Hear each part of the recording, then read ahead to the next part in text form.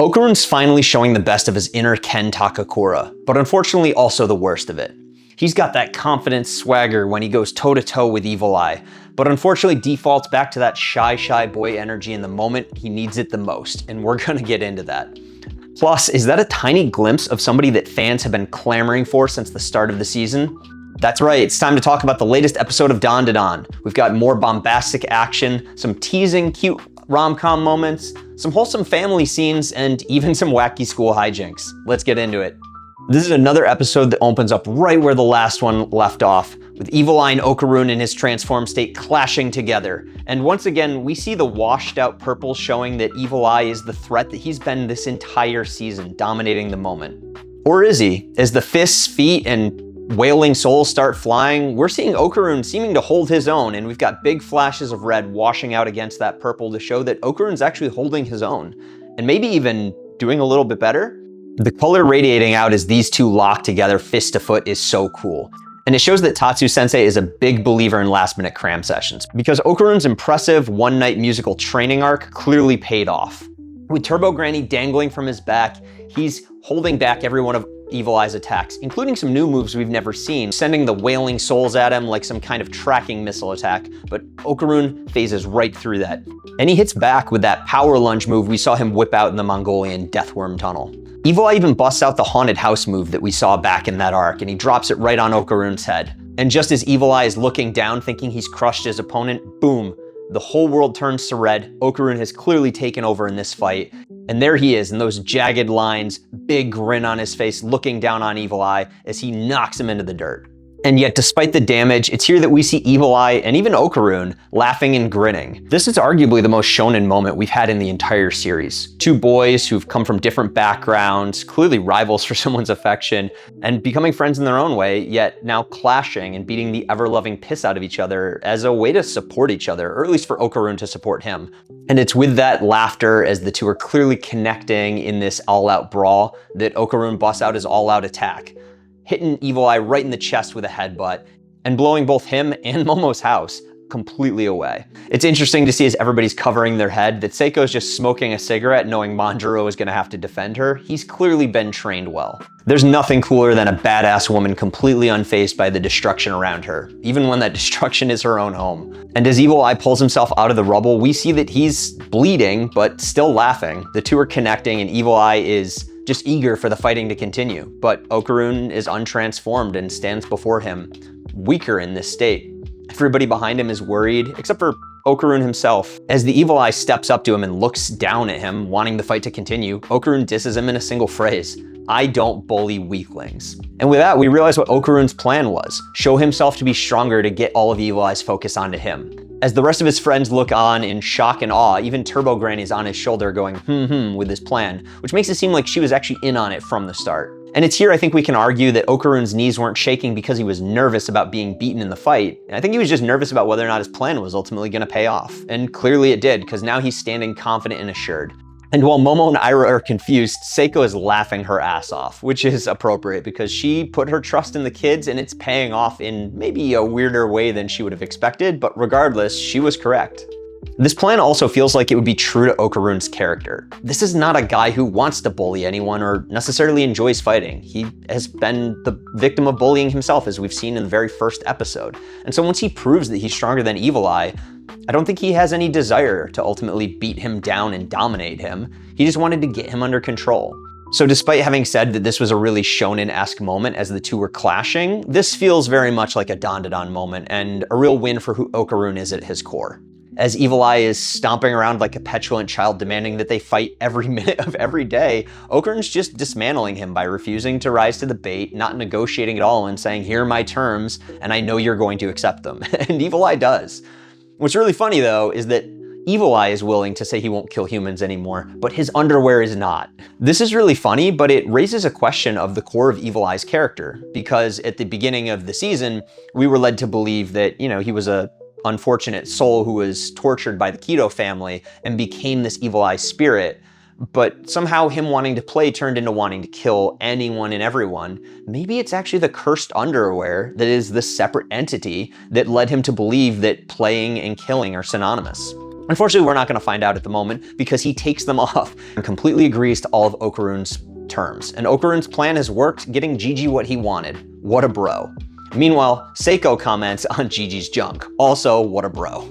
And we get to see Momo and Aira turned away, but more importantly, and you might have missed this, they turned Hana away. She can't control the stand that she's on, and she's fully dependent on others moving her. So despite the fact that Momo and Aira were clearly shocked and turned away immediately, they also turned Hana away, because Hana's got her own men, and she doesn't want to be checking out Gigi. Cut to the next morning, and things are wrapping up. Manjiro is taking the cursed underwear away to his temple, which feels like a downgrade from a temple of a Tsuchinoko, although considering what he actually had in the temple, maybe this is actually an upgrade. I don't know, it doesn't seem like it's gonna work, and hopefully his sleeping bag boo tubing pays off instead. Gigi's parents show up to say thank you and bring a gift, which Turbo Granny is all over, and weirdly, they're not reacting to that at all. And Seiko shows that she can actually be a normal adult, which raises the question of why she isn't around the kids. I guess she feels comfortable being her true self. And as a fan of the series, it is more fun watching that true self than this respectable adult that she's portraying in the moment. They leave, and Aira and Momo have a bit of a moment where they're talking like friends, and you think, oh, maybe, you know, they've connected in the sleepovers that they've had in the past few episodes. And then we're left with Momo and Okarun. Okarun has clearly put a lot of thought into how they were going to handle the supernatural powerhouse that was Evil Eye, the real threat since episode 2 of this season that everybody's been struggling to contain. Unfortunately, he has not put enough thought into reading the signs that Momo's been laying out for him in the past couple episodes. And she is hinting and asking him if there's anything else to say, and he is just not clocking it. She's now held his hand twice, once in the back of the car, which maybe he didn't quite interpret well, but then again when they were walking home from the maid cafe, and that should seem pretty clear what she was doing. She grabbed his hand and held it as they walked home, and yet Okarun's just not in the moment picking up on what she's reading. But Aira is, and Aira senses the moment and rushes back, and their friendship is over for the moment as they're just insulting each other. It'd be a little annoying if all they ever did was fight over a man, but clearly the two of them are getting closer together as friends, except for when either might have a chance to progress with Okarun, so I'm willing to accept it. And that just leaves Momo, Seiko, Hana, and Turbo Granny with the remains of what used to be a house. So what do you do when you have nowhere to stay? You go to the super bathhouse. And what proceeds is a short but very entertaining bit of the 4 girls going and having a good time. What's interesting is that this is done mostly in shots, and there's some interesting things to notice in the background. For starters, the train to the bathhouse. Momo's got a very odd look on her face, which is confusing, wondering what she's up to. But Turbo Granny's looking out the window, and the human woman next to her is looking at the cat confused, which means people can see her, at least in some way. And of course, then you've got Hana, who's the mannequin on a stand, and she's on the train as well. And she's in every shot, so people are carrying her around, you know, Momo or Seiko, presumably. And it'd be interesting to see not just shots, but an actual clip of them carrying her to the bathhouse and what people would have thought. But, you know, can Turbo Granny be perceived by everyone? No one's really reacting to her, which kind of makes sense when you think about an episode or 2 ago when Muko and Miko show Momo their phone of the volcano, and you also see the UFO in the photo, but clearly no one was reacting to that part, and the worm isn't in the shot.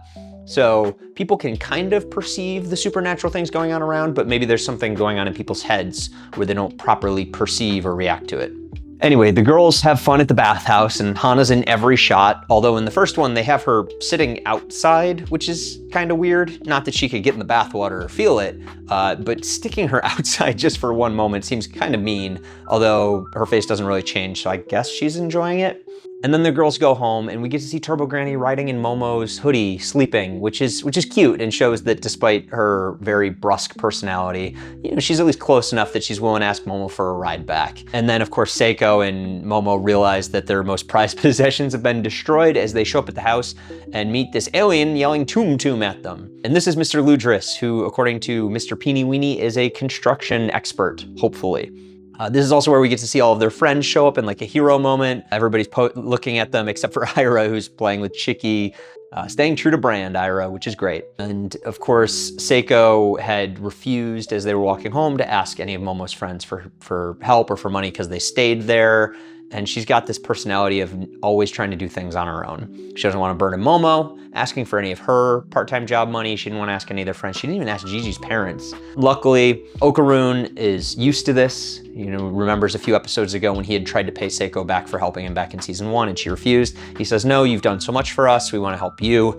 And Momo is not willing to put up with what Seiko's doing. He says, please, we'll take your help. And they get to play with these really cool construction cubes, which have a really neat application. They can be shaped into whatever you want based off of what you're picturing. Quick note is Mr. Mantis Shrimp is dropping all of those cubes. He is clearly built, which I guess we knew from his fight earlier that he was pretty strong, but they made sure to show off his six-pack. So he's friendly, he's built well, he will not accurately translate his very angry friend if he's yelling expletives at you, which is really nice of him. I can't think of anything bad to say about Peenie Weenie. This is a good friend to have. It's really interesting to see that Seiko has the ability to create really nice flooring. Clearly she remembers how the house used to be. Okarun makes a weirdly designed toilet, and then we get a montage of everybody building, and of course, what are Ira and Chicky doing? They're making little characters and toys. To be fair, somebody really does need to babysit Chicky, and it's probably nice for Peenie Weenie that he can trust Ira to do that when he's with the rest of them. The only person who's really not helping with the construction is Mr. Ludris, the alien, who, despite Peenie Weenie's claims, doesn't actually seem happy to have been beaten up by the women at the beginning. He puts a hole through a door, he throws the door, and even when they're appreciating the completed house, he throws a stick through the window, and Peenie Weenie doesn't even react to it and just fixes it up. Regardless, house is complete, everybody goes home, the girls get to sleep through the morning, and that's when Gigi's family shows up. We need to talk about his mom, and I guess his dad who's chill with it, but his mom is wild. She is driving her K-truck in reverse very fast through the downtown area of the town that they live in, and making Gigi run after it, which is also impressive, and we need to talk about how fit Gigi is, even without Evil Eye's power, that he can run after a speeding car and keep up with it. But Gigi's mom, holy crap, driving in reverse, shooting finger guns out the window, which means she's not having her hand on the steering wheel or her eye on the reverse mirror, and that she pulls the handbrake, does a 180 turn that you'd see in like a really cool chase scene to pull into a parking spot, except she does that from the downtown area all the way to the front of the Ayase household in the countryside. That's Tokyo drifting at least a mile. They need to get Gigi's mom in the next Fast and Furious movie because she has got some serious driving chops. The rest of the episode is going back to school, and we get to see that Gigi has been actually switching with Evil Eye, who hasn't been killing anyone. He's upholding his promise to Okarun, which is really, really cool.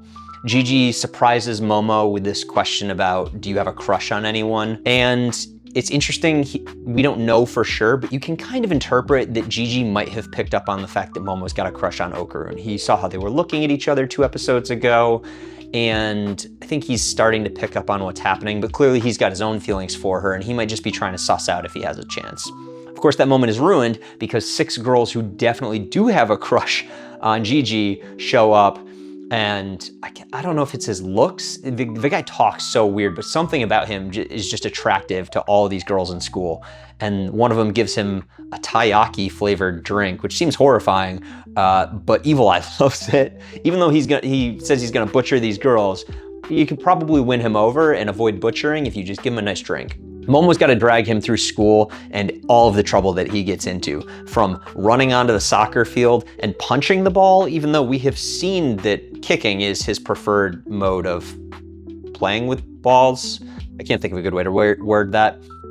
Scribbling in the notebook about how he's gonna butcher everybody. And then of course you've got the moment in the cafeteria where he's faced with the challenges of chopsticks, probably the same way that many of us were the first time.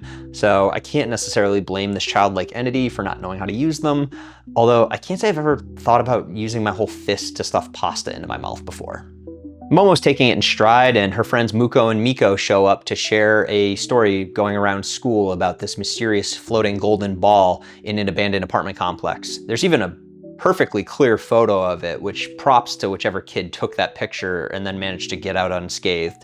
And also props to Muko and Miko for continuing to share what's going on online with Momo. Somebody has to get this girl a phone, and not just so that she alone could start getting some of these clues and be in these group conversations, but also just think of the late night texting and chatting scenes we could get between her and Okarun if she just had one.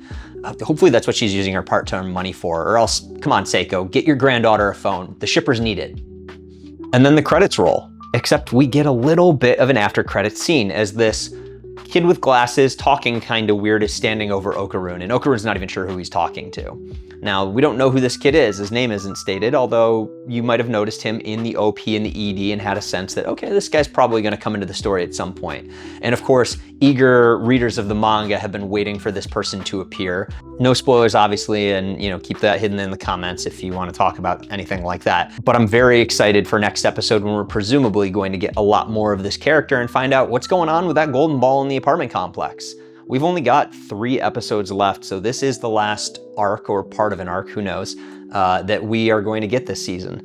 And each one is just as jam-packed as the last. We had bombastic action, we had a lot of teasing romance, we had the chill school life vibes, and of course the wholesome family moment building the house. So let me know in the comments what you actually think Mr. Ludris was thinking, how you think they get Hannah around to those bathhouses, and what you think might be coming in the next couple episodes. Is Okarun finally gonna get a clue? Well, we'll find out. I'll see you guys next week as we talk more about this season of DANDADAN. See ya.